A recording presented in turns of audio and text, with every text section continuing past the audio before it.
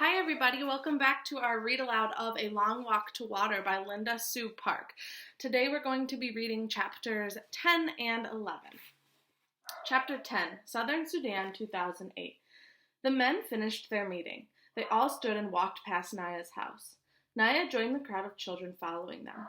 A few minutes' walk beyond their house was a tree. The men stopped at the tree, and the strangers talked to Naya's uncle some more. There was another tree some 50 paces past the first one. With Naya's uncle beside him, one of the men stopped at the halfway point. The other man walked the rest of the way and examined the second tree. The first man called out to his friend in a language Naya did not understand. The friend answered in the same language, but as he walked back toward the group, he translated for the chief, and Naya could hear him. "This is the spot, halfway between the two largest trees. We will find the water here." Naya shook her head. What were they talking about? She knew that place like the back of her own hand. It was there, between the two trees, that the village sometimes gathered to sing and talk around a big fire. There wasn't a single drop of water on that spot, unless it was raining. Southern Sudan, 1985. Salva reached for his gourd. He knew it to be half full, but suddenly it felt much lighter, as if there was hardly any water left in it. Uncle Juwer must have guessed what he was thinking. "No, Salva," he muttered. "You are too small and not strong enough yet. Without water you will not survive the rest of the week. Some of the others, they will be able to manage better than you." Sure enough, there were now 3 women giving water to the men on the ground. Like a miracle, the small amounts of water revived them. They were able to stagger to their feet and join the group as the walking continued. But their 5 dead companions were left behind. There were no tools with which to dig, and besides, burying the dead man would have taken too much time. Salva tried not to look as he walked past the bodies, but his eyes were drawn in their direction. He knew what would happen. Vultures would find the bodies and strip them of their rotting flesh until only the bones remained. He felt sick at the thought of those men, first dying in such a horrible way and then having even their corpse ravaged. If he were older and stronger, he would have given water. Would he have given water to those men, or would he, like most of the group, have kept his water for himself? It was the group's 3rd day in the desert. By sunset, they would be out of the desert, and after that, it would not be far to the Itang refugee camp in Ethiopia. As they trudged through the heat, Salva finally had a chance to talk to Uncle about a worry that had been growing like a long shadow across his thoughts. "Uncle, if I am in Ethiopia, how will my parents ever find me? When will I be able to go back to Luwanarik?" "I have talked to the others here," Uncle said. "We believe that the village of Luwanarik was attacked and probably burned." "Your family," Uncle paused and looked away. When he looked back again, his face was solemn. "Salva, few people survived the attack on the village. Anyone still alive would have fled into the bush, and no one knows where they are now." Salva was silent for a moment. Then he said, "At least you will be there with me, in Ethiopia." Uncle's voice was gentle. "No, Salva, I am going to take you to the refugee camp, but then I will return to Sudan to fight in the war." Salva stopped walking and clutched at Uncle's arm. "But Uncle, I will have no one. Who will be my family?" Uncle gently loosened Salva's grip so he could take the boy's hand in his. "There will be many other people in the camp. You will become friends with some of them. You will make a kind of family there. They too will need people they can depend on." Salva shook his head. Unable to imagine what life would be like in the camp without Uncle, he squeezed Uncle's hand tightly. Uncle stood quietly and said nothing more. "He knows it will be hard for me," Salva realized. "He does not want to leave me there, but he has to go back and fight for our people. I mustn't act like a baby. I must try to be strong." Salva swallowed hard. "Uncle, when you go back to Sudan, you might meet my parents somewhere. You could tell them where I am, or you could talk to those you meet, and ask where the people of Luwanarik are now." Uncle did not answer right away. Then he said, "Of course I will do that, nephew." Salva felt a tiny spark of hope. With Uncle looking for his family, there was a chance they might all gather together again one day. No one in the group had eaten anything for 2 days. Their water was nearly gone. Only the vision of leaving the desert kept them moving through the heat and the dust. Early that afternoon, they came across the first evidence that the desert was receding. A few stunted trees near a shallow pool of muddy water. The water was unfit to drink, but a dead stork lay by the pond's edge. Immediately, the group began to make preparations to cook and eat the bird. Salva helped gather twigs for the fire.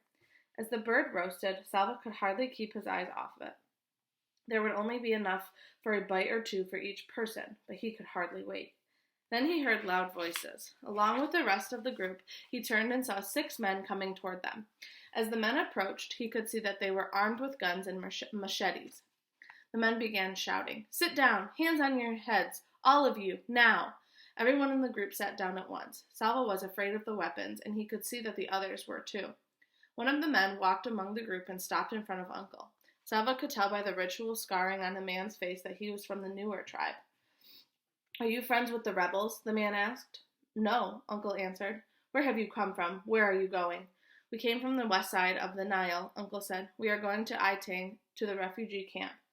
The man told Uncle to get up and leave his gun where it was. 2 of the other men took Uncle to a tree several yards away and tied him to it. Then the men moved among the group. If anyone was carrying a bag, the men opened it and took whatever was in it. They ordered some people to remove their clothing and took that too. Salva was trembling. Even in the midst of his fear, he realized that for the first time on the trip, it was a good thing to be the youngest and the smallest. The men would not be interested in his clothes. When the men had finished their looting, they picked up Uncle's gun. Then they walked to the tree where Uncle was tied up. "Maybe they will leave us alone now that they have robbed us," Salva thought. He heard them laughing. As Salva watched, one of the men aimed his gun at Uncle. 3 shots rang out. Then the men ran away.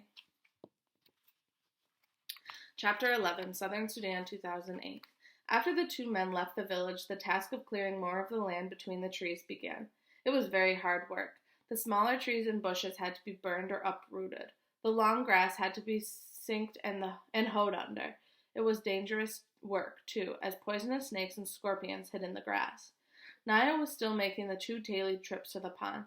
Each time she returned, she could see that slowly but surely the patch of cleared earth was growing larger. The earth was dry and rock hard. Naya felt puzzled and doubtful. How could there be water in such a place? And when she asked Depp that question, he shook his head. She could see the doubt in his eyes, too. Southern Sudan and Ethiopia, 1985. They buried Uncle in a hole about 2 feet deep, a hole that had already been made by some kind of animal. Out of respect for him, the group walked no more that day, but took time to mourn the man who had been their leader. Salva was too numb to think, and when thoughts did come to him, they seemed silly. He was annoyed that they would not be able to eat after all. While the men had been looting the group, more birds had arrived and pecked at the roasted stork until it was nothing but bones. The time for grief was short, and the walking began again soon after dark. Despite the numbness in his heart, Salva was amazed to find himself walking faster and more boldly than he had before. Mariel was gone. Uncle was gone, too, murdered by those newer men right before Salva's eyes. Mariel and Uncle were no longer by his side, and they never would be again. But Salva knew that both of them would have wanted him to survive, to finish the trip, and reach the Itang refugee camp safely. It was almost as if they had left their strength with him to help him on his journey. He could not think of any other explanation for the way he felt, but there was no doubt. Beneath his terrible sadness, he felt stronger. Now that Salva was without Uncle's care and protection, the group's attitude toward him changed. Once again, they grumbled that he was too young and too small, that he might slow them down or start crying again as he had in the desert. No one shared anything with him, neither food nor company. Uncle had always shared the animals and birds he shot with everyone, but it seemed they had all forgotten that, for Salva now had to beg for scraps, which were given grudgingly. The way they were treating him made Salva feel stronger still. "There is no one left to help me. They think I am weak and useless." Salva lifted his head proudly. "They are wrong, and I will prove it." Salva had never before seen so many people in one place at the same time. How could there be this many people in the world? More than hundreds, more than thousands, thousands upon thousands, people in lines and masses and clumps, people milling around, standing, sitting, or crouching on the ground, lying down with their legs curled up because there was not enough room to stretch out. The refugee camp at Itang was filled with people of all ages, men, women, girls, small children, but most of the refugees were boys and young men who had run away from their villages when the war came. They had run because they were in double danger, from the war itself and from the armies on both sides. Young men, and sometimes even boys, were often forced to join the fighting, which is why their families and communities, including Salva's schoolmaster, had sent the boys running into the bush at the first sight of fighting. Children who arrived at the refugee camp without their families were grouped together. So Salva was separated at once from the people he had traveled with. Even though they had not been kind to him, at least he had known them. Now, among strangers once again, he felt uncertain and maybe even afraid. As he was walking through the camp with several other boys, Salva glanced at every face he passed. Uncle had said that no one knew where his family was for certain, so wasn't there at least a chance that they might be here at the camp? Salva looked around at the masses of people stretched out as far as he could see. He felt his heart sink a little, but he clenched his hands into fists and made himself a promise. If they are here, I will find them.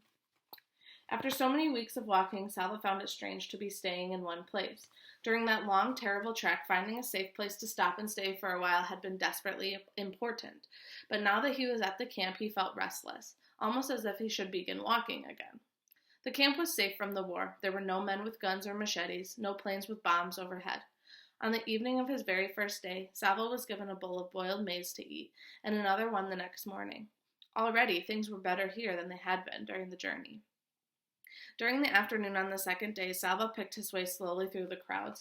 Eventually, he found himself standing near the gate that was the main entrance to the camp, watching the new arrivals enter.